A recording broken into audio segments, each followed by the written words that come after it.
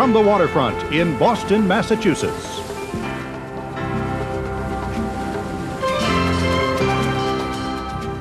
WCVB TV, along with the History Channel, proudly present Parade of the Tall Ships.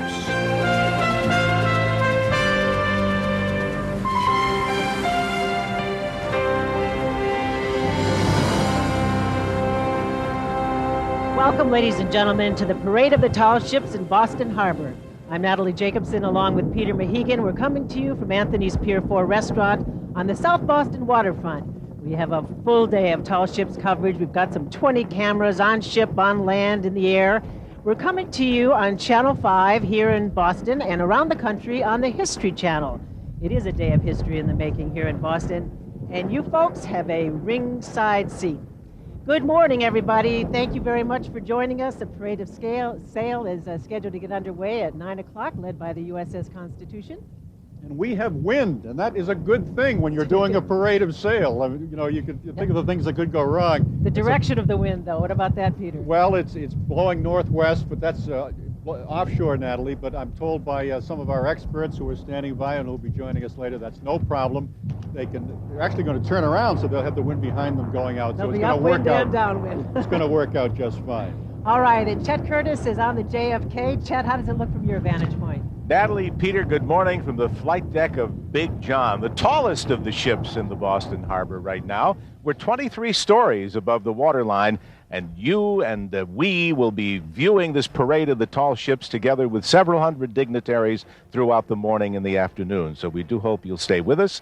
Now back to you at Anthony's Pier 4. There are some jarring contrasts here today. We have the John F. Kennedy, the sort of the epitome of the modern carrier projecting American power on the one hand, anchored next to the channel, and alongside shortly will come the USS Constitution, still commissioned in the United States Navy. She is a Navy ship. She's not a relic. She's an active vessel in the United States Navy. And Kelly Tuthill is aboard with a unique view. Kelly? I've got my little earplugs in. You can see that's because we're waiting to do a 19-gun salute right when we go past the JFK. Now, it's 19, not 21, as some people usually hear a 21-gun salute. That's because the President of the United States isn't here, so it's a 19-gun salute to the governor and to the state of Massachusetts. Let's take a look around now. You can see activity is just brimming here. About 300 and some odd people on board the USS Constitution, getting the trip of a lifetime. I mean, just look at her beautiful sails. It's not every day that you get to be on a living museum. Most of us think of this as a place we visit over in the Charlestown Navy Yard, but today we are out, not technically at sail, but our sails are up as they're being tugged into Boston Harbor. You can see the commander of the ship, William F. Foster Jr., has been roaming around. He's in the back here a bit. Let me get up and see if I can get a look at him. And then there's Mike Summers, the executive officer. We talked to him a bit. He's at the bell right now. And again, we're standing by, earplugs in, waiting for this salute to the JFK. You can see a lot of activity here on this beautiful summer day. I just couldn't imagine anything more beautiful than being on this vessel today. Natalie, can you still hear me? Yes, I can. Okay, just want to make sure you're still with me. I don't want to keep talking if you can't hear me. No, we hear you loud and clear. Thank you very much. And you're coming into view now. We're on top of the roof here at Anthony's Pier 4, so you're just coming up on the JFK, as you mentioned.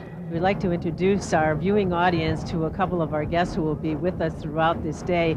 On my right here is Margarita Deci, who is the curator of the USS Constitution Museum. And the gentleman immediately to my left, Natalie, knows a bit about navigating a tall ship in tight quarters in a parade of sail. David Wood is executive director of the American Sail Training Association, and he's the former captain of the Coast Guard tall ship, the Eagle, and has been involved in many a parade of sail. You want to talk about superlatives? Constitution kind of tops them all. She is actually the tallest of all tall ships. Her mainmast is over 200 feet high. And I was noticing yesterday the Juan Sebastian del Cano was sitting in the Charlestown Navy Yard, and she is longer than Constitution, but her masts are nowhere near as tall as Constitution. Joshua Humphreys, one of the designers of Constitution, wanted Constitution and the other 5 frigates to be as fast as they possibly could be, to chase and capture enemy vessels and to run away, to escape if need be. And so he literally had them built with much more sail area, taller masts than they ever really needed. And so she is the tallest of all tall ships. And so we do see 4 of her 11 sails set right at the moment. Although she is under tug power, it's kind of a a funny shot we're seeing right now. The tug is hidden on the starboard side of the vessel. We're seeing the port, the left-hand side of the vessel. So it almost looks as if she's actually moving under her own power. It's a wonderful illusion that we have as she's going by here. Oh, let's pretend. I know. Let's pretend. This is what you would have seen 200 years ago. David, I was reading your comments you made in the official program. This beautiful scene reminds me of it. Tall ships are the product of human imagination, ingenuity, and still designed to carry people, cargo, and safety across stormy oceans, powered only by the wind and controlled by daring and hard-working seamen. Yeah, it's still true. I think when you think we've had steam power for less than 200 years, for thousands of years before that, sail was the only way that ships got around, and it was sailing ships that spread civilization around the world, and it helped countries to defend themselves and to carry goods and cargo, and they are in fact marvelous machines. They're inventions of humans who got clever enough and smart enough and learned enough over time to be able to capture that force that enabled them to sail ships virtually around the world. Well, let's savor this great moment as the Constitution fires her 19-gun salute as she passes the USS John F. Kennedy. The oldest tall ship in the world, in the towers. That is friendly fire, by the way. They're very proud. The new sails that they have here today is not, it is being moved by a tugboat. They have dramatically put up the sails. Commander of the Constitution, Bill Foster, has been very much part of Sail Boston, and we thank him for putting up the sails today to welcome the international fleet into Boston Harbor.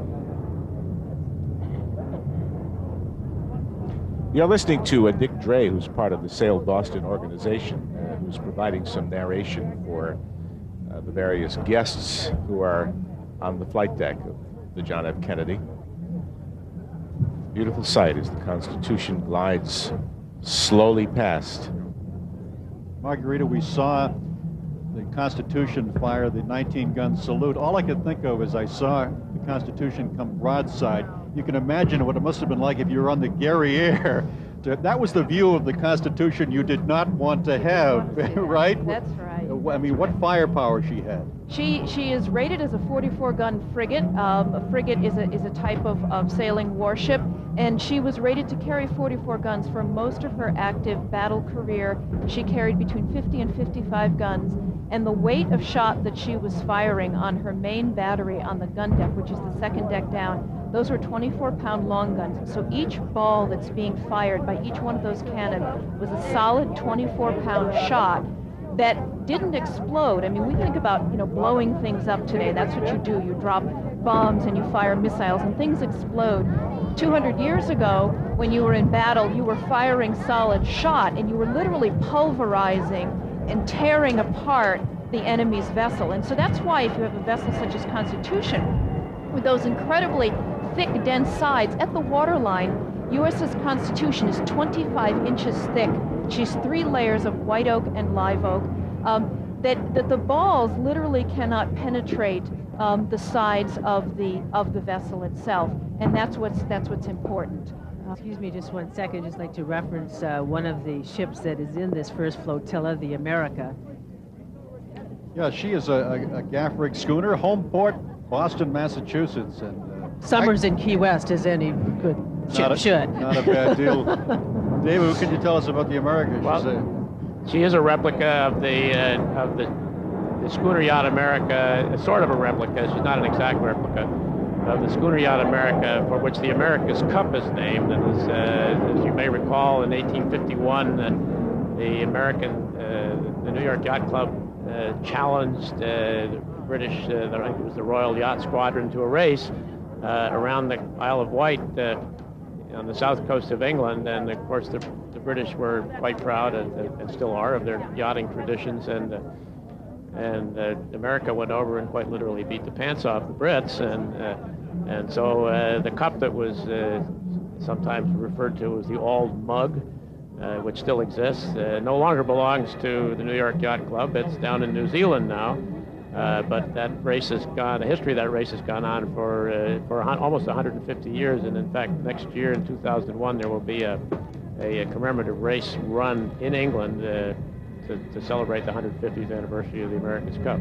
My favorite story about that is that when Queen Victoria was watching the race and America came across the finish line, she beat 14 other competing vessels. And when the Queen asked, "Who's second?" the gentleman said, "Madam, there is no second." Oh, wow. You're looking at the Denmark here now. Her sails down some. Oh, no, they're putting a few back up again. The wind here, David, is playing some. Yeah, it's pretty much right down the harbor, and she's got her topsail set of the square sails and a few fore and aft sails, but they're certainly not doing her any good on this point of sail. There was a model of the Denmark that was in the Oval Office during JFK's presidency, and you mentioned earlier, David, the association between this ship and the United States. For those perhaps who've just joined us, you might just mention that once again. Yes, indeed. The Denmark was in the United States when Denmark was invaded in 1940 at the beginning of World War II, and the Danish government in exile and offered the services of the ship to the United States for whatever purpose she could be put to, and she ended up as a training ship with the Danish captain, I might add. They kept the captain and some of the officers and crew to assist in the training, but she ended up training Coast Guard cadets all through the Second World War, and then at the end of the war went back to Denmark, and the Coast Guard was so happy with it that they decided to get another square rigger as soon as they could, and they got the Eagle, what is now the Eagle. Which you captained for many years. Do you miss your time aboard the Eagle? Oh, well, sure. It was certainly the most magical time of my career, and I really? I did it for 4 years, and was sorry to leave, but all good things have to end sometime, and I still retain a very close connection with the present captain and the Coast Guard. What was the magic of it for you, David? Well, the magic is I guess, as I was mentioning earlier, is the feeling that you can take 150 people and get them to work together as a team to make a ship like this machine, sail where you want it to go. I mean, there's a great feeling of accomplishment in being able to do that. And it's, of course, very nice to come into parades of sail and visit places like Boston and have thousands, tens of thousands of people glad to see you come. I mean, one of the wonderful things about Eagle was people were always happy to see you come. No one was ever shooting at you. No one was ever shooting at you. That's right. Looking here at the Roald Amundsen, if I'm saying that correctly, Amundsen, there we go, which is part of Flotilla 1 here, sailing behind the Denmark. She's 165 feet long. And owned by a non-profit, as many of the vessels are in this parade of sail today, offering sail training, and anyone could sign on for some of the legs that she's been making over the last few weeks. For $560 a person, you could become a member of the crew of the Roald Amundsen when she was coming down the coast of Maine a couple of weeks back, and I presume probably the same deal here in the city of Boston. But so people could come up with the necessary cash, David. They could become part of this as a crewman, I mean. Sure, absolutely, and that's the way most sail training schemes that are not government-owned operate. You have to. It costs a lot of money to operate a ship and keep it maintained, and so just like going to summer camp or something. If you send kids to summer camp, you know how expensive that is, and this is a similar sort of arrangement. David, is this the Kiowa Maru? Just coming up past the Kennedy, yes. Right. That is Kiowa Maru. She's a four-masted bark operated by I think it's the Merchant Marine Ministry in Japan, and training young cadets, midshipmen for careers in the Japanese Merchant Marine. Pam Cross is aboard this magnificent sailing ship. How are you doing, Pam? Natalie, I'm doing great, as a matter of fact. The cadets here, you were just talking about them. There are 98 of them. 14 are women, which is a bit unusual, about a dozen women. They are all aboard. They've climbed up the mast, and as we went by Castle Island a few minutes ago, they gave a salute. Sort of, I guess it would be the Japanese equivalent of the huzzah that the sailors aboard the Constitution used. They cheered, doffed their caps to the crowd, put their caps over their heart, and they got a resounding cheer and lots of applause from the people on Castle Island who are crammed in. The Kaiwu Maru, as you were just saying, is a training ship. They left Tokyo 2 months ago, so it was a long ride over to the States. And in that 2 months, they did a lot of their training, I understand. Right now, they're practicing some of the things that they've learned. Many of the cadets that are aboard this ship hope that eventually they will become navigators on other vessels. One of the crew people told me they'd be happy to navigate a ferry, a tanker, anything at all. But they all have a love of the sea and now a love of sailing as well. The Japanese sail training vessel, one of over 100 tall ships, tall and not so tall. Some of them are the so-called Class A vessels, the tallest of the tall ships making their way into Boston today. And many smaller traditional fishing vessels, some of them modeled after the old Gloucester schooners that fished out of Boston and Gloucester and all the ports up and down New England. We'll be seeing them come along in just a little while. And we have a couple of new guests, Natalie. We do, and we have our cameras trained on so many ships around here. I don't know if we have one left for the people, but if we do, let me let you say hello to Bill Koch, who, as you might remember, he joined us before as we've done these tall ships in past years. He was the skipper of the winning 1992 America Cup yacht, and we are so happy to have you here and to hear some of your stories and have you help us understand what all the excitement is about here. And on your left, Peter. I have Captain Red Shannon, U.S. Coast Guard retired, but retired he is not, and I can vouch for that because we rubbed elbows in the Caribbean when I've been on assignment down there. Tough assignment, Peter. It is a tough I thought assignment. You worked You'll have hard to up tag here. along at some time, Natalie. He is actually a master of the square rig passenger sailing ship Sea Cloud 1. Talk about tough assignments, but it's no easy task, I know, Captain Shannon, to navigate around the crowded waters of the Caribbean in the wintertime. Well, it's a great area to be in the winter months. Everybody's shoveling snow up in Boston here.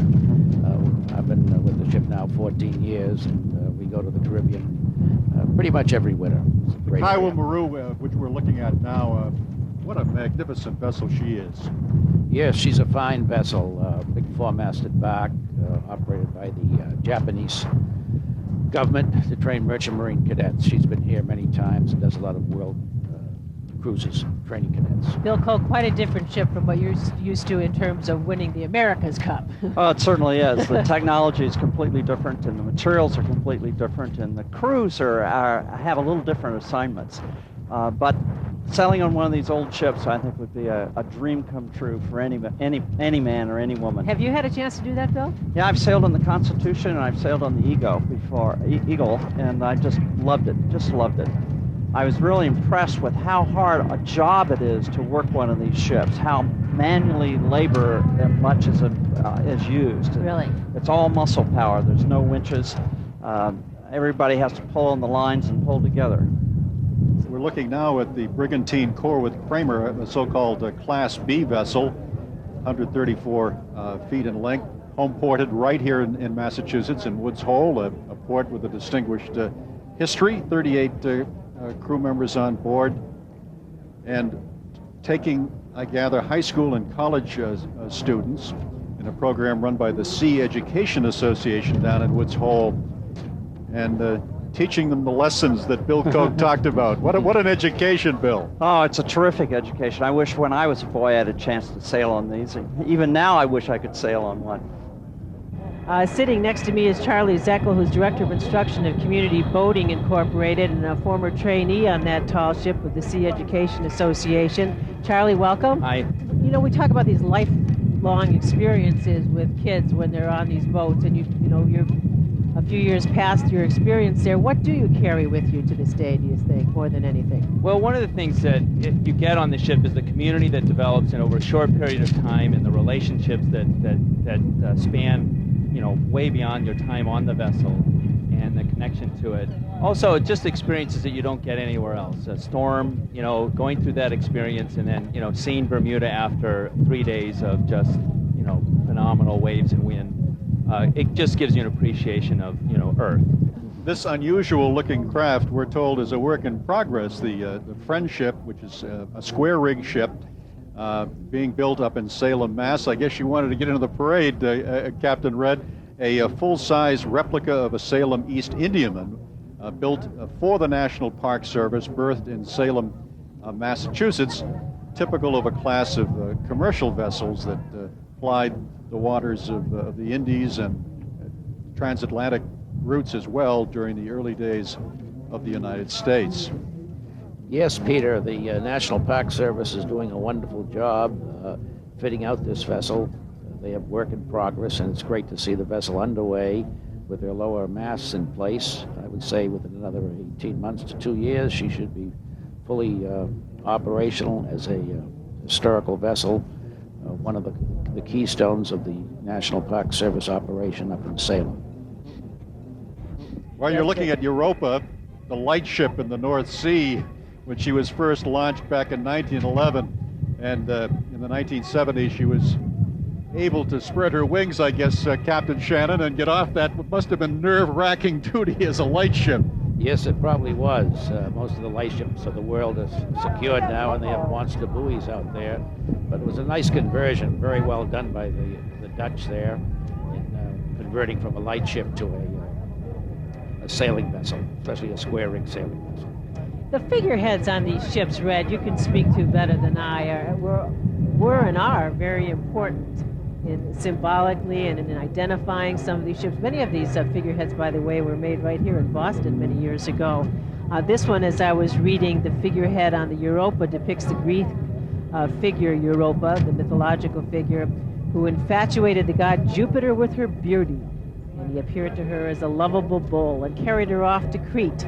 After bearing him 2 children, Jupiter named the continent of Europe in her honor. Yes, Natalie, the figureheads are really the eyes of the ship, and a lot of tradition and customs of having those figureheads in the forepart of the vessel to give the vessel good luck and good fortune. And what a great experience for the young men and women to come up and down the coast, to travel the world and to take part in these big parties, I guess you might call them. I mean, these long days at sea, strained muscles and working hard, and for a few days at least, to come into the ports up and down the coast, New York, Newport, Boston, and all kinds of ports in between. What a great experience for them. This is the Calamar nickel or nickel. Natalie, I'm not sure how your pronunciation, your Swedish is, because this is a replica of the first Swedish ship to arrive in America at what is now Delaware back in 1638. And this is Delaware's tall ship ambassador. She's an education tool and draws attention to the shipbuilding history on Wilmington, Delaware's Christina River. Built in 1997, again, an illustration of the fact that new ships, Captain Red Shannon, continue to join these fleets around the world. Yes, Peter, the Calamar nickel is a great operation. They've done very well building the ship down there in the Delaware area. Very well crewed and very well manned. The master of the vessel is an old shipmate of mine, Captain David Hyatt. I had him as a third mate aboard Alyssa years ago, so he's doing a fine job sailing the Calamar now. Kind of an unusual looking vessel. Yes, she was built in the 17th for reproduction of a 17th century sailing vessel, full rig ship. Chet, you have some magnificent ship passing in front of you at this moment. Natalie, at the head of flotilla number 4 is the beautiful Juan Sebastian del Cano, the pride of the Spanish Navy. This four-masted topsail schooner is one of the longest tall ships in the world. She's 370 feet long. She's officially the training ship of midshipmen and ensigns of the Spanish Navy. We're told that the Spanish aristocracy sends their sons to train aboard the Juan Sebastian del Cano. And the ladies in our crew here aboard the Kennedy tell me that they have the best-looking sailors of any of the tall ships.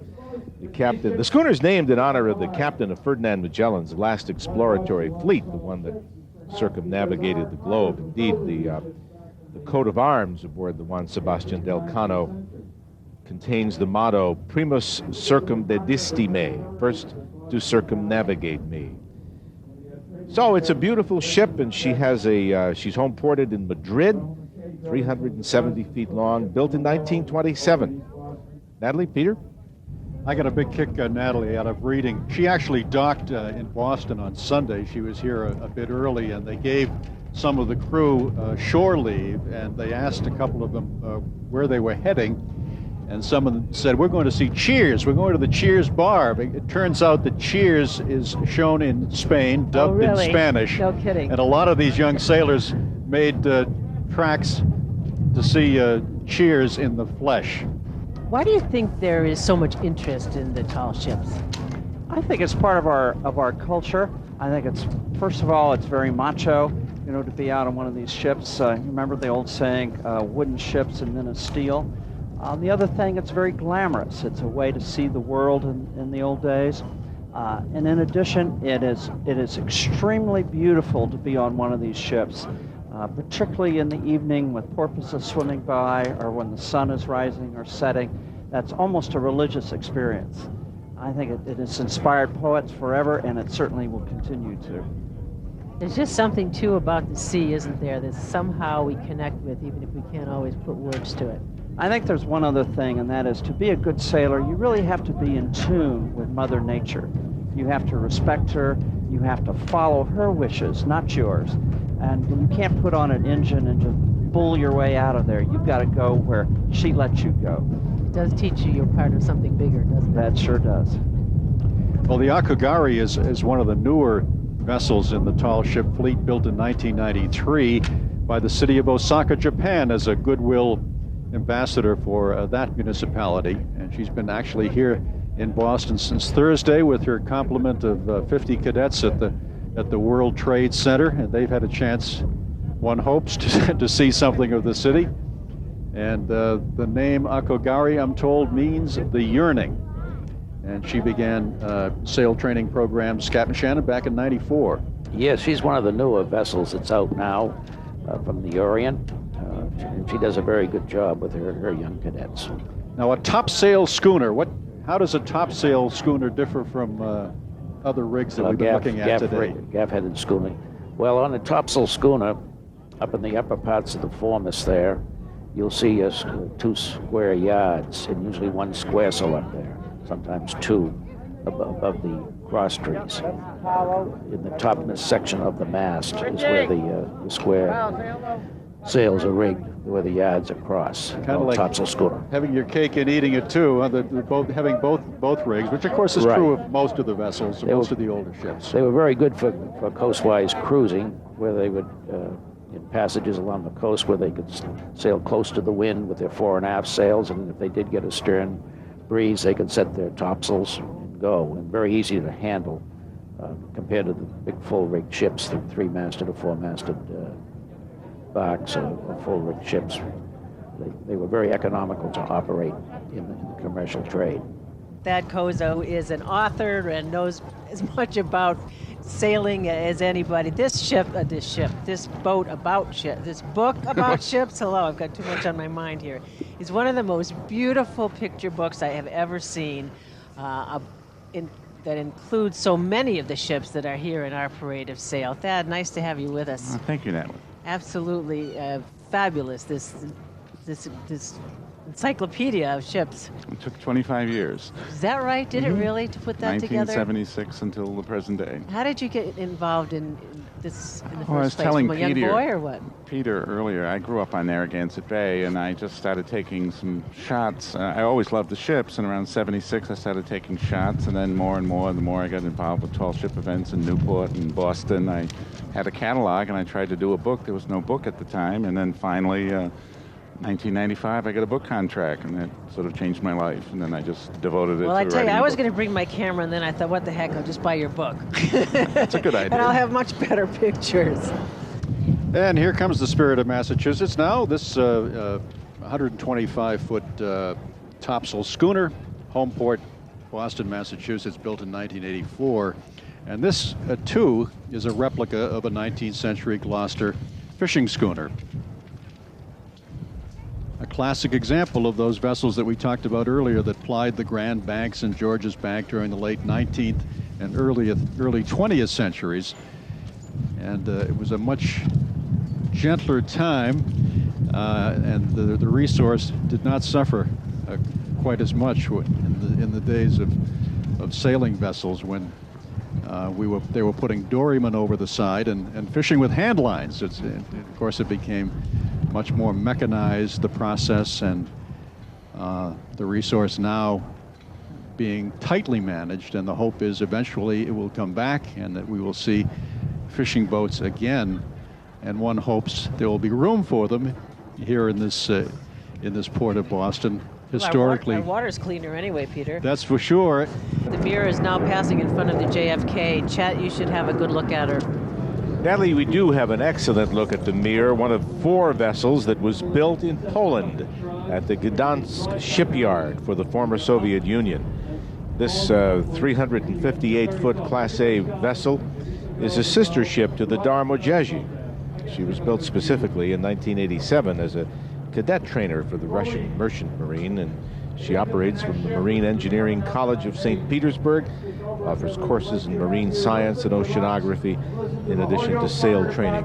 Mir carries a crew of 145. You can see some of them up in the yards. She does not obviously have her sails up right now, going under motor power down the harbor to turn around to make the return trip back to the Black Falcon Pier, where she will be berthed and available for public viewing free of charge beginning tomorrow. There's a pipe band about to start up behind me, so I think I'll throw it back to you, Natalie and Peter, at Anthony's Pier 4. All right, Thad, tell us a little bit more about the Mirror, since we have an opportunity to look at her now. You said you sailed on her. Well, she's got 96 cadets on board, and she's from St. Petersburg. She's the Goodwill Ambassador for the city of St. Petersburg, and as Chet was mentioning, she's the sister ship to the Darmojeji. She was constructed in 1987 and one of 6 vessels of this design by Zygmunt Höring. And she's a really very pleasant vessel to sail on. I think when she turns around, she'll drop her sails. It looks like they're ready when she gets in front of the wind as opposed to going into the wind. And she's 358 feet long. She has air conditioning, and she has a wonderful captain, Captain Victor Antonov. The Androck II, United We Stand, launched in 1989, one of the newer vessels, and as we indicated earlier, these vessels are continuing to be built. The demand is there, not only for sail training by the military units in various nations, but private entities, nonprofits, who are able to offer sail training and commercial ventures as well that can keep these wonderful old vessels going. Well, that's a good point, though, too, that wonderful old vessels, most of them, as you pointed out earlier, Thad, are not old vessels. The Androck, again, built in 1989, is a nonprofit foundation to restore the great Dutch maritime traditions and takes young people and older people on cruises to actually work as crew. So they're not affiliated with any sort of military or merchant marine organization, but a nonprofit in the Netherlands.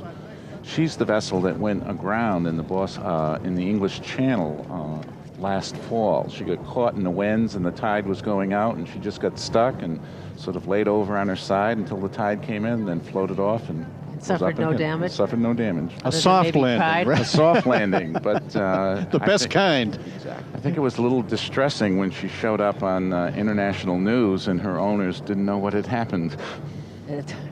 That's not a great way to find out what happened to your ship. The Androck II. A couple of great shots there from different vantage points. Again, the larger of the ship. She is a Class A vessel leading the parade here. The Class A vessels being 170 feet or more in length. The Androck II measuring 181.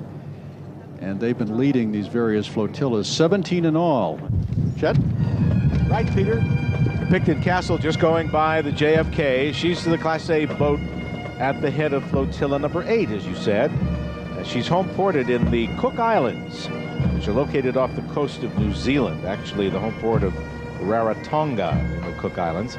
She's 176 feet long with a 24-foot beam, bark-rigged, steel-hulled, built in 1928.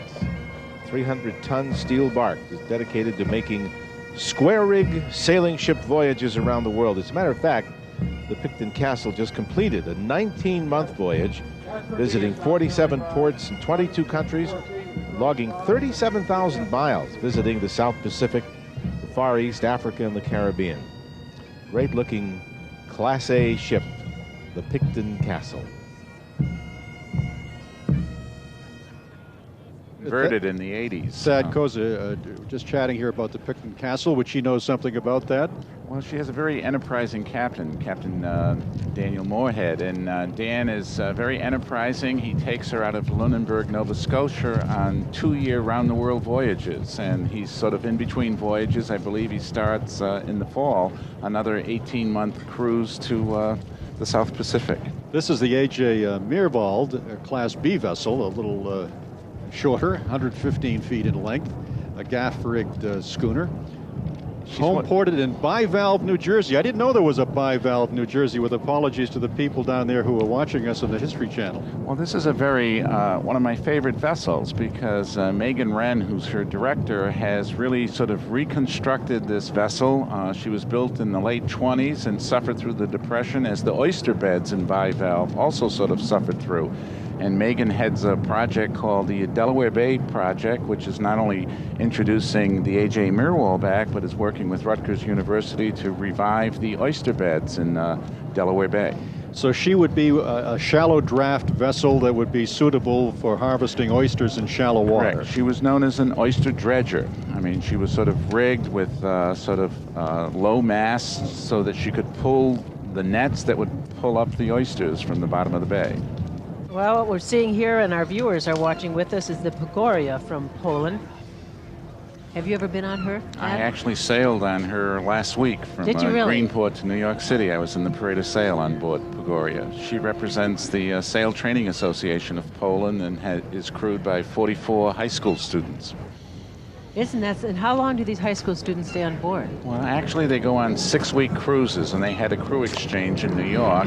Sometimes they go longer, but generally it's about 6 weeks. So they're going to have about 3-4 crew changes over the course of their voyage. Isn't that something? And what do they learn in that 6-week period? Well, they learn a lot of things. They actually have a classroom on board, but in terms of sail training, and that's what the ship represents, they're learning how to, master some certain skills, gain some respect for Mother Nature in the ocean. They had a bad storm on July 3rd off Montauk, and also to build some self-confidence and to experience sailing. I would expect that kids that come on these things do so voluntarily and therefore have the right attitude, Oh, right? absolutely. They're excited about it and they don't mind the close quarters and so forth. They're from, high schools in Poland, and usually the Pagoria travels with crew members from 3 or 4 different countries. Pagoria was built in 1980. She was the first of the square rigger designs of Zygmunt Horing, Poland's distinguished naval architect.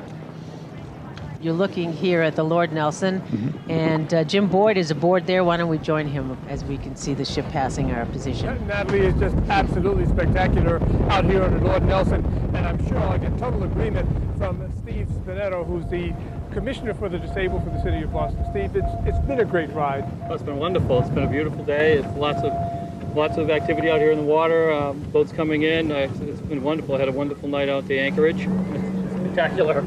And of course, the Lord Nelson is a very special boat. It accommodates the disabled, and that has special meaning to you and to the city.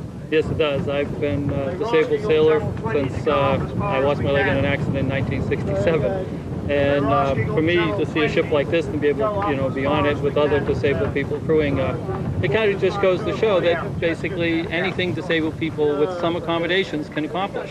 And to see this and now a sister ship, which is also accessible for persons with disabilities, it's to show it doesn't take much. It just takes some thought. And with that, disabled people can participate in anything life can throw at you.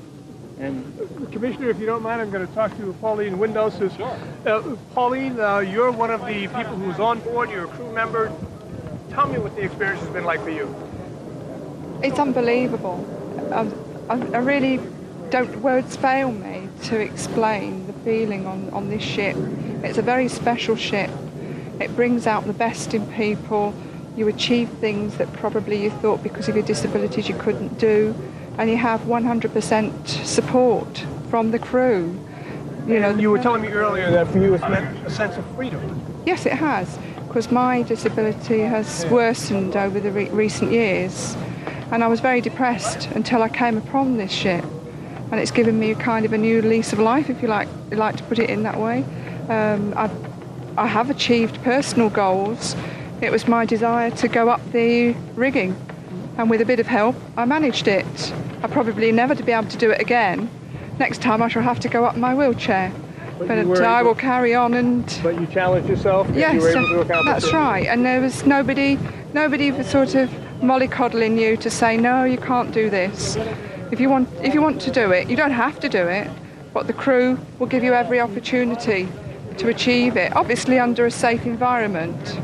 Okay, thank you very much. Thank you. Again, it was Pauline Windows, who's a member of the crew here on the Lord Nelson. There are about 45 people, crew members, able-bodied and some with physical disabilities.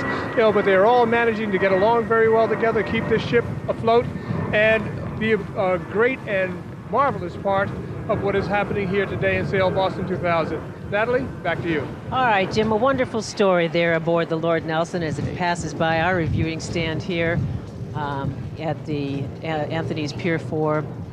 That's a great story, isn't it, David? It is, I don't know if I caught it on your banner, but Lord Nelson was himself a disabled sailor. He had lost an eye in the Battle of Copenhagen, and then he lost an arm at a subsequent battle. So that the fact that the ship is named for Lord Nelson, although he's a great naval hero, is very deliberate. He was a disabled sailor.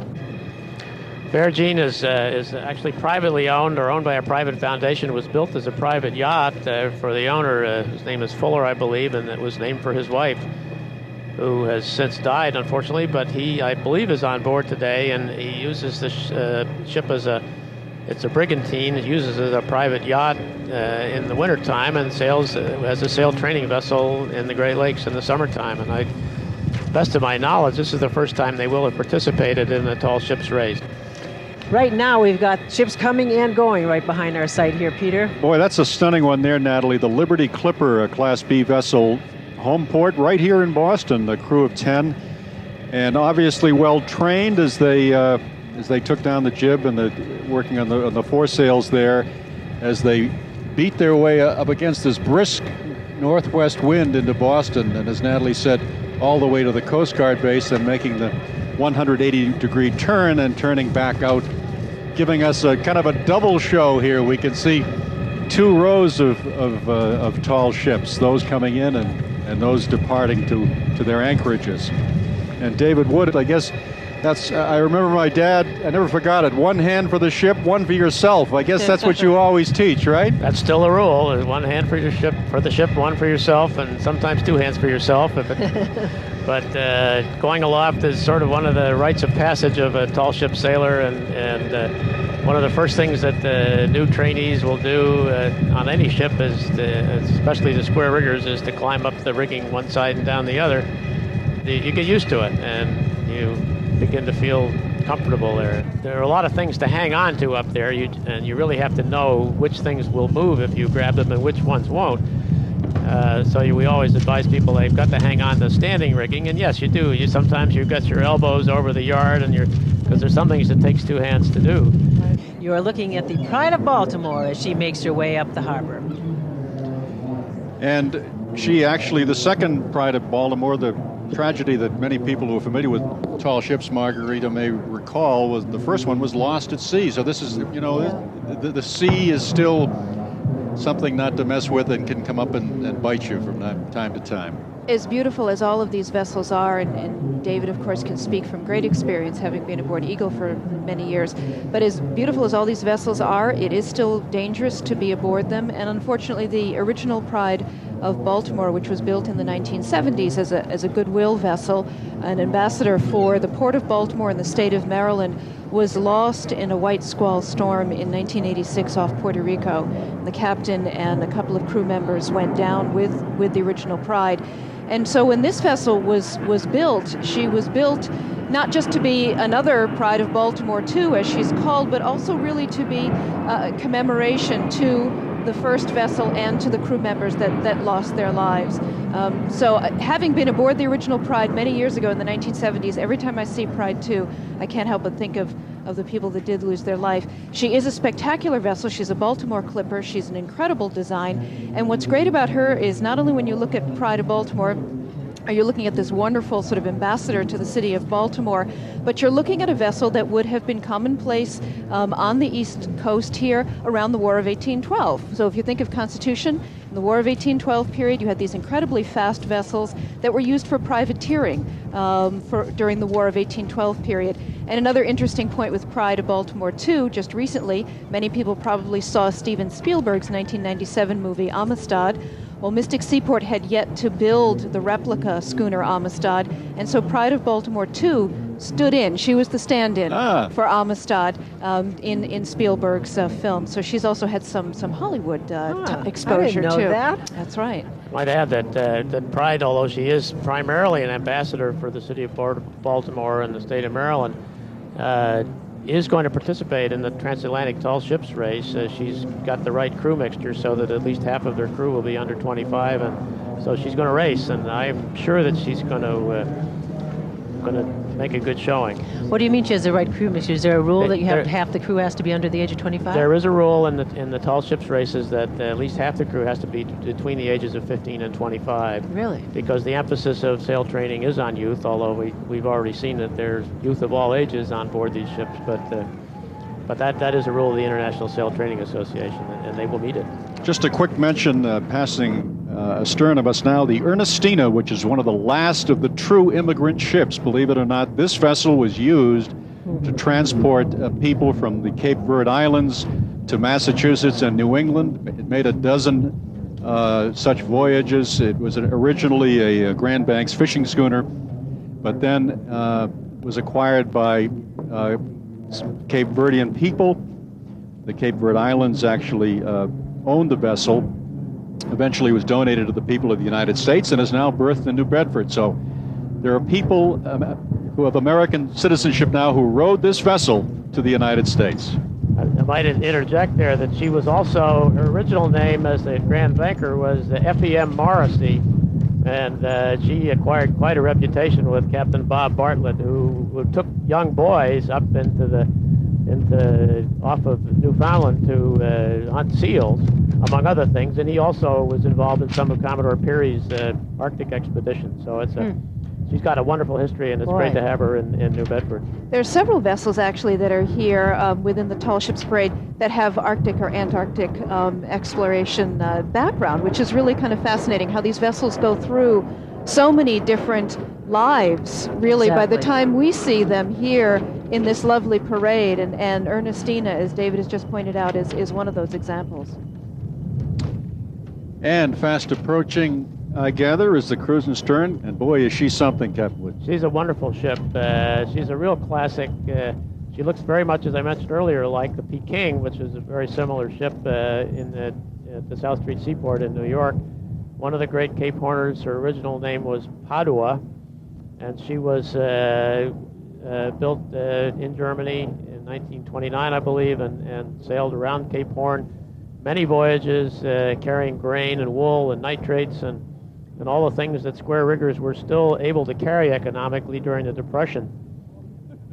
She was taken as a prize of war by the Russians after the Second World War and continues as a sail training vessel for the fisheries ministry in Russia. And of course, she is the one that could not fit under the Cape Cod Canal bridges. She was berthed at the Mass Maritime Academy, where many people went aboard over the weekend, and many of the Russian sailors were taken to see a bit of America, including Walmart, which was a very popular site for these young Russian seamen. And then the Cruising Stern could not cross under the canal bridges, had to make a long 20-hour voyage around Nantucket and the Vineyard to make it here for this wonderful parade of sail. Which was kind of nice for a lot of folks who got a chance to see her who otherwise might not have. As we mentioned earlier, we were talking about the troubles she has had in getting here. She was struck by lightning at one point, suffered a bit of damage there, knocked out her radar system, I believe.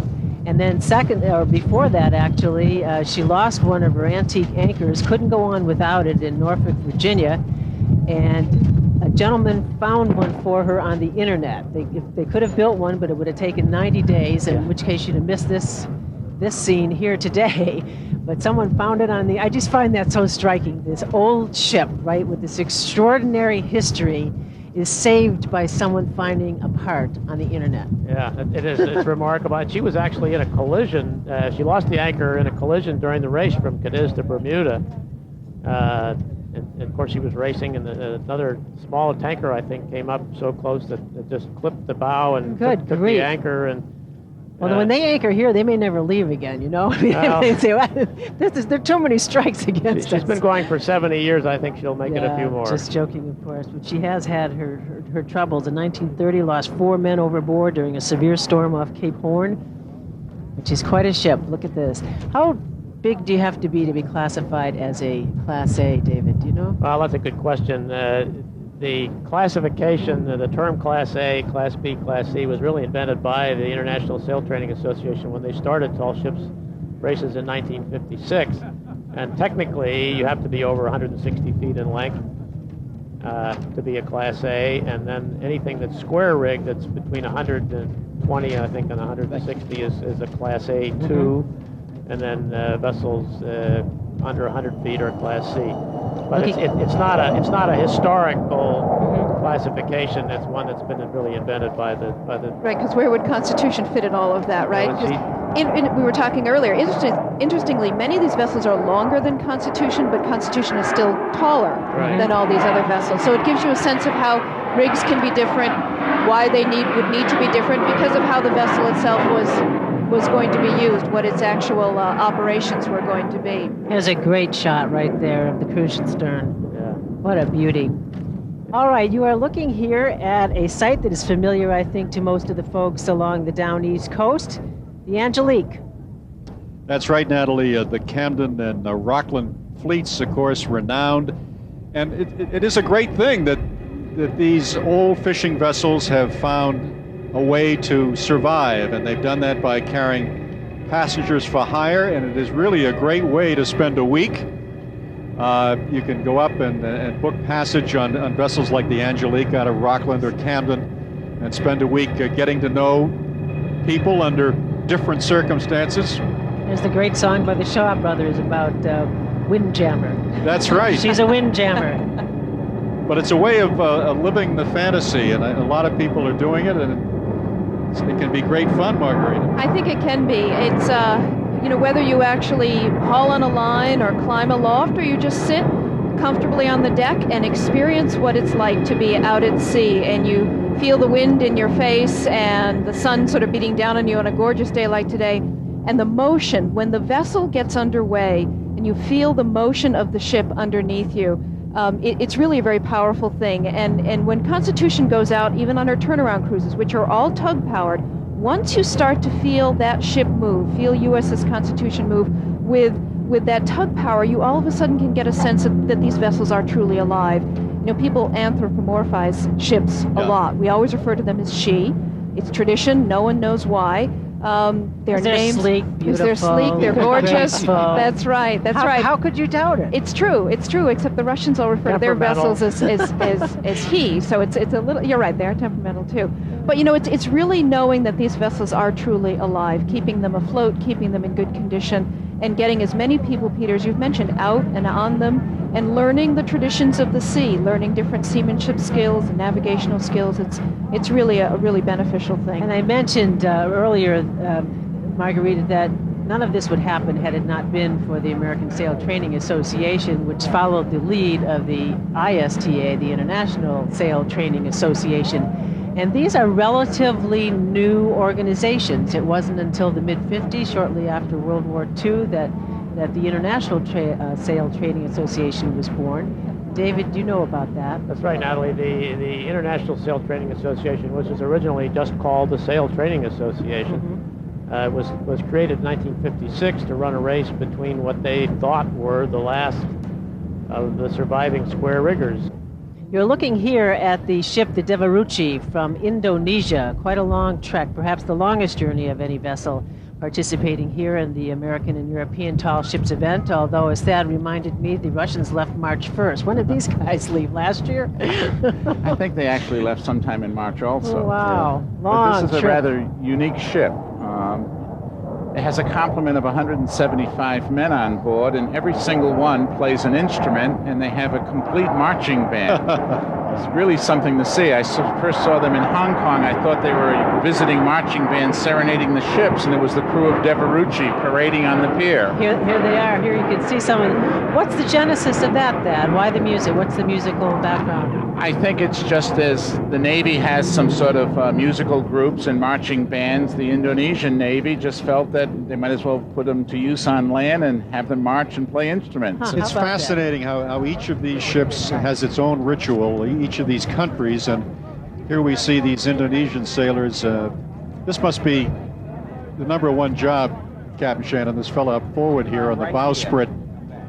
Right, he's up there at the knock of the bowsprit there. He must have done something right to get that job. I think so. And you could just barely see, I think, in that shot, the figurehead, right? And the name is God of the Sea, which represents mythological Indonesian god of courage and sincerity. And think about the distance they have to travel to go home. This is not a trip around the corner to get back to Indonesia, Captain Shannon. No, it isn't. They have a long haul, probably the longest of all the vessels. Will they be participating in the race to Halifax? I believe so. Yeah, and I think they go on to Amsterdam from Halifax. Correct. Many of these men and women, too, are away from their families for a long period of time. And it's got to be kind of rough on family life, one would think. I suppose no worse than I'm often reminded in Nantucket of the whaling days when people were gone for 2 and 3 years at a time, hence the widow's walks that many people built up on top of the houses as the women would wait for their men to come home. I mean, 6 months sounds like a long time, but 3 years to go whaling is like an eternity, I would think, in the 19th century. Okay, let's go to Chet Curtis on the JFK. Well, thank you very much, Peter. We're here on the JFK, and coming behind our vantage point now is the Polish Class A boat, the Dar Młodzieży, which means gift of the children. A fairly new boat, built in 1982. She's out of Poland's port of Gdynia. Carries a crew of 214. She's 360 feet overall, and the flagship of the Merchant Marine Academy of Poland. A magnificent boat. Sails are out. She was commissioned in '82, as I said, the prototype for a class of vessel built in Gdansk for the Russian Confederation. Jack Harper is aboard the Dar Młodzieży. Jack? Chet, I was just thinking about you. There you are with airplanes on one side and a Polish tall ship on the other. You are man-torn, aren't you? Interesting story here on board. Some of the guys who have actually made the ride up from New York are not crew members. Instead, they are local scouts, actually lined up by their friend Ed Pagulsi, who worked all this out. We have Tim Fitzgerald, correct? Fitzpatrick. Okay, Tim, how was the trip up? Good. Bad. I heard it was pretty rough the first night. Yeah, had to get used to it. Get used to the sea leg, get your sea legs, right? Yeah. And you guys are from where? I'm from Medford, and we're just from all over Boston area. Yeah, it's been a good deal to see this, see how it works? Yeah. Unbelievable, the work, isn't it? Because when they pull sails, it's not, we saw this morning, it's not a lot of fun, a lot of it. No. Really not. Who's this? Corey McClintock. Corey, how you doing? Pretty good. Did you get seasick at all on the trip? No, I was feeling pretty good. Come on, how come you weren't up when we got here? When we couldn't find you guys. We heard you were sleeping. I don't know. It was pretty tired. We slept most of the trip anyways. All right. Well, I'll tell you who didn't sleep. That's the crew. In fact, when we got out here, Natalie, Peter, when we got out here, we saw a guy on the side. This is 5:30 in the morning. He's painting, doing touch-up for the captain. We're going to talk with the first mate later. Come here, Ed. Take a little credit very quickly. You set this whole trip up with the kids, Ed Pagulski. That's correct. It's been a real opportunity, and I know that you've enjoyed it. I've enjoyed it, yes. It's been a long time since I've been on a ship. I think the last time was when I went across to Korea, but it's an enjoyable trip. Really has been. I know the first day was terrible as far as the weather was concerned. Well, not that it was stormy, but it was windy, and it kind of tilted the ship on quite an angle. But we'll make it home to Chelsea and wherever. And this is nothing compared to what it was. Well, I'm glad we weren't here for that. Catch you later, Ed. I'm going to take a look down the side here, and we actually have a Polish TV crew on. Max, how are you? Can you stand it without the glasses? Okay. You know the business. We want to see your eyes. Okay. This is quite a thrill for the crew, I suppose. Oh, absolutely. I can see, and I saw it. They are absolutely very excited, and to be here in the parade, and absolutely coming from New York City on the way was very interesting. We had a big winds, about 6 in a Beaufort scale. So we had about 30, 40 degrees winds. We're pushing the boat, so it's really unbelievable, and I think they really like it. They really enjoy it. Now, when you report, you'll be doing feature pieces from what you saw in here? Yeah, we were working about 10-minute piece about this the ship, and I mean, we had a very good cooperation from the crew. They're giving us a lot of good footage, so it's really you can get us something from us. Pretty incredible. Thank you very much, Max. Thank you, nice seeing you. Good luck on your story. So the story here in Boston continues to unfold, and we know that we look good. Back to you guys. Okay, Jack. The Blue Nose is a magnificent vessel, a replica of the original Blue Nose, and this is a very important vessel to the Maritimers, people in Nova Scotia who remember the great old Blue Nose 1, which became sort of the symbol of Canadian sailing and shipbuilding prowess. And the Blue Nose is still on the Canadian dime. Those of you who have been traveling to Canada and brought home some dimes, if you take a peek at that dime, you'll see the Blue Nose on the dime, and she is an absolutely magnificent vessel. And a sad ending to Blue Nose 1, Pat. It was, because she just sort of foundered off in the Caribbean and in the Gulf of Mexico, and just sort of fell apart. After Canada had to give her up, right, which was what was so sad. She was such a part of Canadian history. Well, unfortunately, it's happened to a lot of Canadian and American vessels. I mean, the Regina Maris has gone the same way, and right now the other sort of product of Lunenburg, Nova Scotia, the Bounty, is sort of foundering in Fall River. And the wooden ships have a lot of difficulty. They are very expensive to maintain, but Blue Nose 2, she almost was retired because they felt that she was irreparable. And back in '86, they did a couple of surveys and they've restored her, and she's now been the sort of pride and joy of Halifax and Nova Scotia, and she'll be the host ship for the festival in Halifax in a week or two. And an easy run down east, and people often wonder where we New Englanders get the expression down east. And why don't you enlighten us, Captain Shannon? Well, usually the winds, when you're sailing down to Maine or to the Maritimes, winds are usually southwesterly, and so you're sailing downwind to get there, you're sailing east to get there. It's usually a nice run down. So people would talk about going down east or down home, and that's what they meant as they were running before that southwest wind. And the people living along those coasts, when they have to go to Boston, they have to go up to Boston, which means they have to sail upwind. And the man sitting to my right would like to be on board right now. Well, I've been on board a lot, and on the Darmochège, she's my favorite ship, and she's actually Chet's favorite ship. Chet and I attended a wonderful party in '92 in Boston Harbor on board the Darmochège. Chet being of Polish extraction, we should tell our national audience that's where the sympathy comes from. I wonder if the captain still has my Channel 5 hat and T-shirt that I gave. I think there's a new Yes, I captain do. on board. Look at her, what a beauty. She really is Now, nice. how tough is she to navigate in these winds in this narrow channel? Well, I think she's particularly tough now since she has all of her sails up and the wind is on her nose. Yes. You can see the square sail sort of blocking out against her mast. It's the wrong direction. I mean, if the wind was coming from the southwest, the sails would be full and should be clipping up around 10 or 11 knots. She's a very safe ship, and right now she's just sort of showing off her sails and sort of saluting the city of Boston. You know, as you look at these airplanes coming into Logan Airport, you have to wonder what their passengers must be thinking as they glance out the window. They must be pinching themselves to see this scene that is right out of the 19th century, these wonderful old sailing vessels coming into the port of Boston. You're right, Peter. Where are we landing? Where are we going to Boston? They're having a grand view of the harbor here. No kidding. We might not mind a go-around at this point, although not in this weather. One of the things I can say about the Dar, her present captain, Captain Marek Szymonsky, is a professor at the Maritime Academy. He's very proud of this ship, and when she left Norfolk, she got scraped on the pier, and before the vessel proceeded on to Wilmington, Captain Szymonsky anchored the vessel and had 4 cadets painting the hull to sort of erase the sort of smear from the pier as she left the dock, and she really looks magnificent right now. She's sort of spotless and fresh coat of paint on her hull, and all the sails are white and new, and she's just a wonderful vessel. And there are others like her, is that right, Thad? She's a class of ship, and there are sister ships. Right. The Mir that we saw earlier this afternoon is her sister ship that was built in '87. She was the prototype designed by Zygmunt Horing, and then the Polish shipyard in Gdansk built 5 for the Russian Confederation. 4 are now under the Russian flag, and 1 is under the Ukrainian flag. But the Dame Jeju was the first, and she's the prettiest. Look at that. Isn't that beautiful?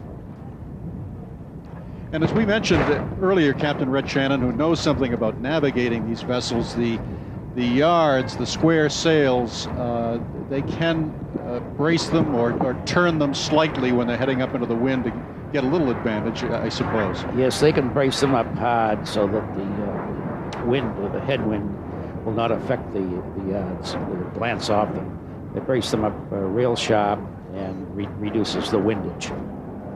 And has sails, as we can see, forward, which, of course, a design that allowed him to beat closer to the wind. Right, those are your headsails that are out on the bowsprit and jib boom. And they balance the ship and give us some drive up to weather, the fore and aft sails. Recognize this one? That is the Mystic Whaler. Mystic Whaler, Mystic right. Whaler. Mystic Whaler, yeah. Is she out of Mystic, Connecticut? Yes, she is. Yeah. Yes, she is, and she's does a lot of passenger work there. Been around there for many years. She's participated in all of the events in Boston in '92 and in '86. We talk about this narrow shipping channel here. It's so narrow, actually, the aircraft, when they're using these runways, fore right, and they have to actually come in at a steep angle to avoid the shipping traffic. It can be a little disconcerting for pilots sometimes, but this, of course, this is much of the land was filled. This was a much bigger harbor in the old days, if you look at the old maps of Boston. And Captain Shannon, you were telling me that some of the bigger vessels still have to have pilots aboard. They're not coming in, they're not ad-libbing here as they come into Boston. No, the Class A vessels coming in have Boston harbor pilots aboard, and they're doing a fine job. Maneuvering the vessels up to the turnaround point and back again into their berth. And then the Boston docking masters take over from there and bring the vessels alongside with tug assistance. Now, what does the pilot actually do? Well, the pilot actually is a third-party advisor to the master of the vessel. The master of the vessel has control of the vessel, has the con of the vessel. He receives advice from the harbor pilot or the docking master in maneuvering the vessel. The responsibility of the operation of the vessel still rests solely with the master. The harbor pilot and the docking master are really a third-party advisor. Here with Thad Koza, photographer, who is in his glory today with camera standing by, and what a sight, that. It is wonderful. It's just been sort of perfect. I mean, we almost have too much wind, as we're noticing here up on the set as Natalie's notebook is flying away. So it is possible to have too much wind for a sailor, Captain Shannon. Well, not really. If you get the right conditions, you can run with it and have a grand sail. So these parades are becoming a permanent part of the maritime scene, are they not? So obviously they make economic sense, not only for the cities, of course, like Boston, reaping a great economic benefit, but for the ships themselves. Yes, they do, Peter. They bring the youth from all over the world, cadets, sail trainees, bring them to Boston, to the other ports of the United States, and throughout the world, where they can meet many, many people. And it's a good, as I mentioned before, a good cultural exchange. And it's not pure altruism, let's face it. I mean, these vessels do receive payments depending on their size. They're paid to take part in these events, right, Thad Koza? Absolutely. I mean, I think some of them have specific needs, and for example, the Cruisenstern is going by just behind us now. She has 175 men on board, 3 meals a day. She's been away since March 1st. Do the math. She needs money. And this is a way to sustain them and a good thing, I suppose. It's a good thing for everyone involved. I mean, they like visiting. It gives an opportunity for the young Russian cadets to visit America and for, America to experience this great Russian ship, the sort of echo of the 19th century. Here's the Harvey Gamage, a vessel with a great New England tradition. Gamage, a good Maine name and a great tradition. She's out of Maine, and she's a good member of the American Sail Training Association. She's owned and operated by Alex Thorne, and she has a very engaging sail training program for youngsters up and down the East Coast. High school students. Isn't it Correct. primarily high school students that are trained here? I think there are operations called ocean classrooms. Yes. I think that's the operation for the Harvey Gamage. Well, she was built in Bristol, Maine, appropriately enough, in 1973, and named for the master shipwright, Harvey Gamage. There's still a lot of Gamages in Maine. Oh, yes. It's, as we said, an old Maine name and described as a beautiful tribute to the shipbuilder's art, and an example of the type of vessels that you might have seen coming into Boston and Gloucester and ports up and down the coast here, Captain Red, up through the Maritimes. I'm just thinking all those people who are listening to us around the country, not from here, must think we're really in love with things old. You notice how we use the adjective old? Old Maine, it's an old Maine ship, an old Maine fellow, he's an old salt. Well, I don't you think it is a New England thing? Yes, it is. We don't like to tear things down. And that's why Boston is such a great city to visit. I mean, there's still a lot of old stuff here, from the old North Church to indeed. Paul Revere's house to all those wonderful... So all you folks out in Colorado and Dallas, you come on out and see us, you hear? Right. It's a great city. Well, it's people. Just, of course, we take so much for granted because we live here, but the juxtaposition of the old and the new, of the past and the present is so much a part of our everyday lives. And it certainly is evident today. Right. And you're looking at the Amerigo Vespucci, the pride of the Italian Navy. 450 Italian sailors soon to hit the streets of Boston. The ladies are waiting. And I can imagine that they're looking forward to liberty in this city with a great tradition of great many Italian Americans. This was a great destination at the turn of the century for many people of Italian heritage.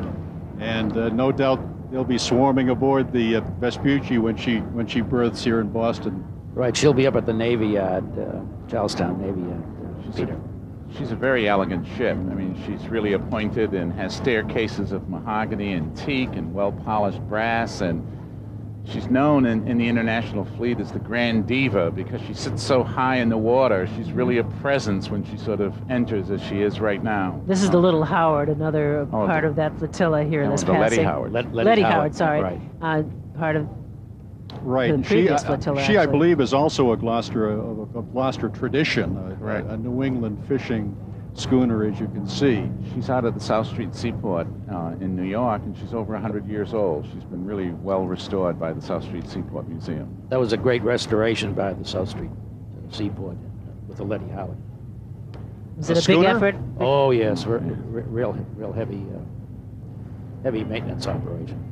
Just to keep these old wooden vessels afloat, what a job. Anybody that owns a wooden boat, even if it's an 8-foot pram, you know what a headache it is. I used to take my vacation, I remember, to get a boat ready to go in the water. I used to say, what's wrong with this picture? I take vacation for 2 weeks and to get the boat ready. That's why I got out of the wooden boat business.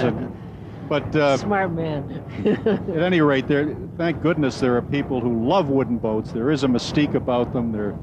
Do they handle differently, Captain Shannon? I mean, I don't know whether are your vessels steel or wood? Well, our vessel, Sea Cloud 1, is steel, but I've been on many wooden sailing vessels and also an iron hull vessel. But you really can feel a wooden hull compared to a fiberglass hull. It just has that feeling about it. I would imagine just in the sound, too. Right, it's not like the fiberglass hulls are more like a Clorox bottle. Kind of like wooden bats and the newfangled ones we use. You agree with that? Absolutely. Now, why is it that the Amerigo Vespucci does sit so high in the water? That is a unique kind of hull design. Yes, Peter, that's a 3-deck frigate, traditional to the 17th and early 18th century. Over in England, you have the HMS Victory, which was a 3-deck frigate. Constitution is a 2-deck frigate, but they can carry 70 guns aboard her. So the idea was to have gun exposure, I suppose. That is correct. They had actually 3 decks of guns on them. They were very slow moving, but they're really gunships. Captain Shannon, Natalie, Peter, I just Chet Curtis on the Kennedy. Wanted to say I watched every one of these Class A vessels as well as the smaller ones glide past Big John here. None got a more enthusiastic reception than did the Amerigo Vespucci. All of the spectators aboard the John F. Kennedy just went over to just crowded, you know, the side of the port side of the ship here and waved and cheered. We're waiting for a wave back from the crew, but they didn't respond. We were wondering why you were listening to port there. That's why. Everybody ran over to the side to cheer the Amerigo Vespucci as she went by. She's really wonderful, and she evokes that sort of, she looks like a vessel straight out of the pages of a Patrick O'Brian novel, something out of the Napoleonic Wars, and she is sort of modeled on a man-of-war of the 18th and 19th century. And of course, she stands out too with the stripes on. Absolutely, those represent decks, the decks, yeah. But she really sits so high in the water, and she's really majestic, and is a diva in the true sense of the word. And there's a love for the ship, apparently, by the men who serve aboard her. La Mama is her nickname, Big Mama. An overall length of 230 feet, 31,000 square feet of sail, Captain Shannon, which I imagine would get the job done. Yes, that's plenty of sail area up there to keep her moving. Now, of these 450 crew, are the majority of them young people? Well, I would say probably 350 are probably young Navy men. I mean, they're being trained for positions in the Italian Navy, so they're roughly between the ages of 18 and 22. So Boston, beware. Their home port is La Spezia in Italy, where the Italian Naval Academy is, on the west coast of Italy, up in Tuscany. And you see them occasionally in your travels through the Mediterranean. You have a tough assignment, I must say, Captain Shannon. For those who don't know, piloting a tall ship through the Caribbean in the wintertime and through the Mediterranean in the summer. Hey, Natalie, how do we sign on? Well, I'll tell you, he earned it, huh? From 37 or so years, but then who's counting? It was Coast Guard and all kinds of other ships that this man had to deal with. Well, I was very fortunate to get the assignments, and I've really enjoyed it. Well, it's a tribute to your skill because the owners of these vessels do not lightly hand them over to captains who don't know what they're doing. It's a tribute to you and your knowledge. Thank you, Peter. Do you have favorite stories you tell your grandchildren? Well, if you can tell your grandchildren, you can tell us. No, I do have quite a few stories to tell them.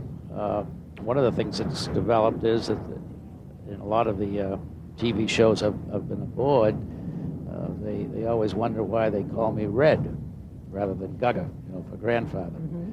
But they want to see me and they want me to recognize them by their name, and I have 6 grandchildren. So I hope they're out there listening.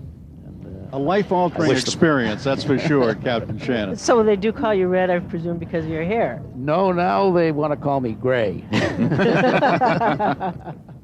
Again, the Amerigo Vespucci, which actually had a sister ship, the Cristoforo Colombo, both built in 1925 in Castellare, Italy, specifically as training vessels for the Italian equivalent of our Naval Academy. And the Colombo went into service first in 1928. The Vespucci followed in 1931. But after World War II, Italy turned the Cristoforo Colombo over to the Soviet Union as war reparations, but they kept the Amerigo Vespucci, and still an important part of Italian naval training. As we say, indeed, she's used to train junior officers of the Italian Navy. She also acts as a goodwill ambassador, and I would imagine those young Navy men do a good job of that. as well as certainly a symbol of Italy's global maritime heritage and tradition. A beautiful ship. There have been some opportunities. These folks didn't have a choice. I suppose they had a choice whether to enlist in the Navy or not, but they had no choice as to what they were going to be doing here. They were going to come to Boston. But many people did have a choice to sign on to some of these commercial vessels as paying customers, as it were, for a few $100s a week and up. You could sign on and sail down the coast of Maine, perhaps, as some of them did, or sail up from New York, which had its own fantastic parade of sail over the 4th. So there were opportunities not only to watch, but get your hands dirty, so to speak, Captain Shannon. Yes, they had a great time. Probably an opportunity of a lifetime to be out there on the large training vessels, especially for youth from the inner city who've never had a chance to get on the water. A lot of them were given the opportunity to get out there and learn something. Well, I can imagine, as we were saying to Margarita Deasy earlier, if you were an opponent of an old frigate as that one is, this is a view of it you would not want to have with that broadside facing you. You can imagine what that must have been like in the days of dueling ships. Talk about Patrick O'Brien, the author, the late author. I would imagine that this, looking at the Vespucci now from a beam, that's what probably Captain Jack Aubrey used to face in those adventures in the O'Brien novels, and it had to be fairly intimidating. If she opened up with 44 cannons right now, would not be in a good position. Duck, boy, across your screen, this is the Dharmajeji. She's made the turn, sails full, downwind. And look out. And here she comes. This has got to be some kind of fun, don't you think, Captain? Yes, it's a great view, great view.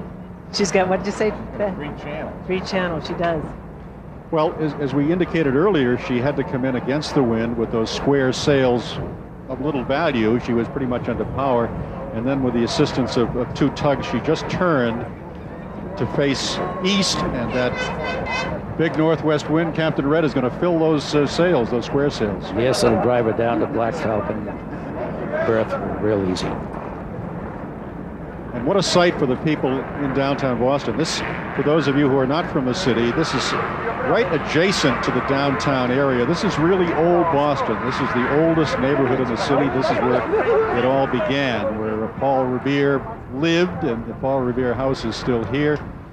And in the old days, there were the bowsprits of sailing ships would cross the main street. If you looked at the old pictures of Boston, all you could see was a lineup of masts and spars and sails, and it was a very crowded harbor, Captain Shannon. That's correct, Peter. Very vibrant port. A great port. And a port that's still active, not as active as it used to be. The shipping industry, the American maritime industry, not what it used to be, but still Boston is an important seaport because it is the closest major port to Europe, and there is a leg up for those who ship out of Boston, so to speak, to bring their goods to Europe. Let's check in with Jack Harper, who's aboard the Dharmajeji. Are you enjoying the ride, Jack?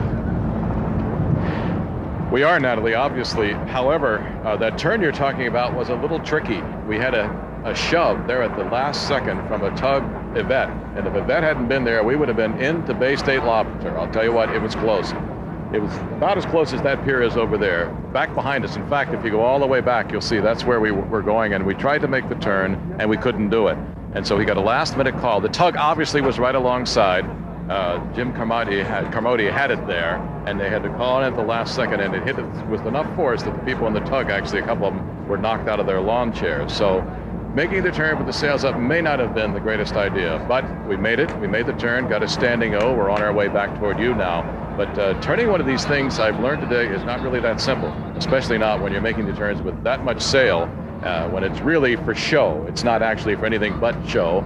And perhaps it wasn't the best call the last few seconds there, but whatever, we made it around the turn, and we are heading back down your way now. Goodness for that. As one who has trouble docking an 18-foot whaler, I can imagine what this must take. Captain, what do you think?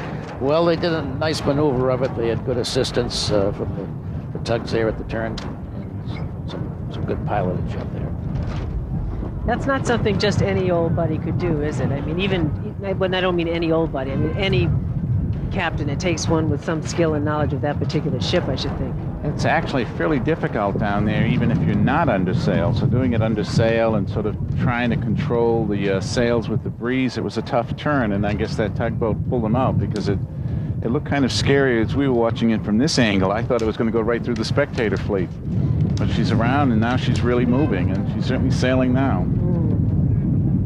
And near the end of the parade, which we'll show you in a moment, is a chance for the smaller boats and some of the more traditional vessels to get in line. These are not tall ships, they're short ships, I suppose you'd call them, Captain Shannon, which will be following the Coast Guard cutter into port.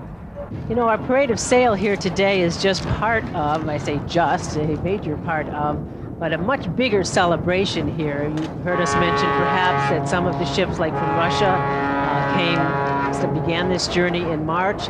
Other ships as long as, 6 weeks ago to come here as part of a race. There was a race from Cadiz to Bermuda, and then here to the United States. From here to Boston, they'll race up to Halifax, and then back to the Netherlands. Also, they will be here in port. There are many opportunities for goodwill and exchange of people, ideas. That's the whole point of this thing. The sail training is the reason for the ships, but the reason for having events like this is for people to get to know one another. And the ships have a chance to make some money here too, because they rent themselves out for cocktail parties and dinners and so forth. It gives area businesses an opportunity to entertain their clients. So it's one big party from this day forward. Actually, it began on the Cape, at the Cape Cod Canal for a couple of the boats. Stern, I think, came in on Sunday, if I recall. JFK came in here on Monday. And then the race to Halifax begins on next Monday, is it? Sunday. On Sunday. So all week long, they'll be here. People will have an opportunity. I remember the last time in '92. Remember the scene, Peter, when, I forget which ship it was, they were leaving and all these American girls were on the deck crying their eyes out. They'd only known these guys for about 48 hours. Well, the Amerigo Vespucci, with its 450 Italian sailors, is fast bearing down on the north end of Boston, which is the Italian section of the city. So they're going to have to turn and come back to Black Falcon, I think, is where they're heading. We're looking at right now the only entry from France, Belle Espoir, and this is a vessel that's out of Brest, France, and it's operated by a priest who takes what we would call court-adjudicated youth on board, troubled youth, make up this crew. And again, it's a very engaging program. There have been several in the United States, and Belle Espoir happens to be one of the vessels that is taking troubled youth on board and trying to give them some redirection in terms of character training, character development. Great story, Thad. Thank you, Peter. It's been a lot of fun, Natalie, and as we said, people can come tour these ships all week. They're going to be here. Fireworks tonight in Boston, fireworks Saturday night. It's going to be a grand spectacle. And some of the ships in Connecticut will be coming here beginning on Sunday. Hope you've enjoyed this as much as we have. It was a great day for Boston, and to all of you watching throughout the country, come visit us soon.